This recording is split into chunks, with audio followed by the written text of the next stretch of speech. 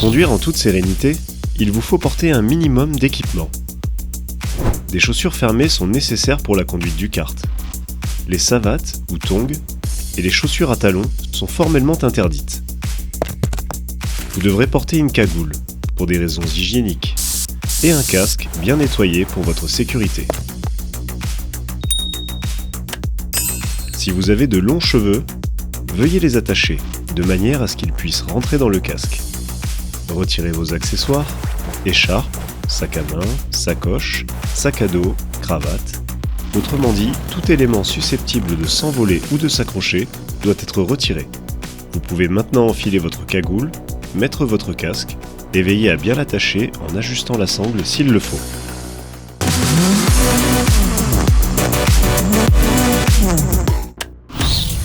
Positionnez-vous sur un côté du kart.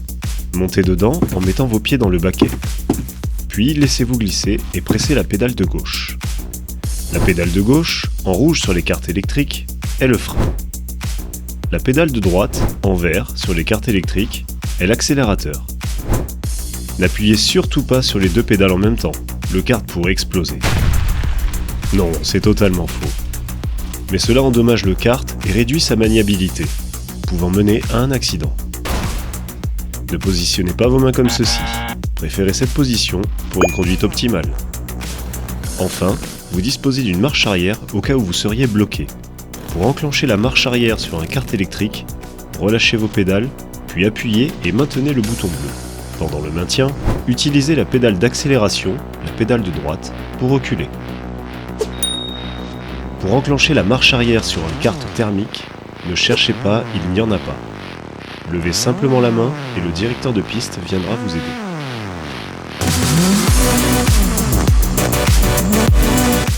Vous êtes maintenant bien installé et bien équipé. Attendez que le directeur de piste vous donne le départ. Et prenez soin de ne pas rentrer dans le kart qui est devant vous. Certains actes ne sont pas autorisés pendant la course et sont passibles d'une exclusion immédiate. Il est interdit de percuter volontairement les autres véhicules. Ne tentez ni de pousser un autre kart par l'arrière, ni de le bousculer sur le côté. N'essayez pas de faire un 360 avec votre kart. Ne tentez pas non plus de faire des glissades ou du drift. Ces véhicules ne sont pas prévus pour cela. Ne sortez pas du kart sur la piste sans l'autorisation du directeur de piste. Ne sortez pas vos membres, bras et jambes du kart pendant la course. Le non-respect de ces instructions peut vous mener à une exclusion. Vous sortirez immédiatement du circuit et ne serez pas remboursé. En cas d'immobilisation de votre kart suite à un accident, levez simplement la main et le directeur de piste viendra vous aider. Parfois, une simple marche arrière peut vous sortir d'une situation difficile. Regardez bien derrière vous avant d'entamer la manœuvre. Si vous apercevez un véhicule immobilisé sur le circuit, ralentissez afin de ne pas aggraver la situation.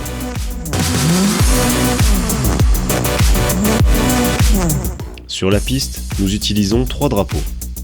Veillez à bien observer le directeur de piste. Le drapeau à damier signifie qu'il reste un tour de piste. La prochaine fois que vous franchirez la ligne de départ, vous entamerez votre dernier tour. Le drapeau jaune signifie qu'il y a un danger sur le circuit. Vous devez alors ralentir et les dépassements ne sont plus autorisés. Restez vigilant et n'attendez pas de voir le danger pour ralentir. Le drapeau noir et blanc signifie l'exclusion d'un pilote qui s'est mal comporté pendant la course. Ce dernier devra ralentir et aller en zone de pit line immédiatement pour sortir du circuit. Il ne pourra pas retourner dans la course et ne sera pas remboursé. La sortie se fera ici, et ceci est la zone de pit line. Lorsque vous sortirez du circuit, vous devrez ralentir dans la zone de pit line. Ce ralentissement est très important. Il ne faut pas percuter les pilotes qui sont dans cette zone afin de ne pas les blesser. Une fois à l'arrêt, attendez que le directeur de piste vous autorise à vous lever. Pensez à relever votre numéro de carte afin de connaître votre chrono. Enfin, vous pouvez retirer votre casque et le remettre au directeur de piste qui vous remerciera avec son plus grand sourire.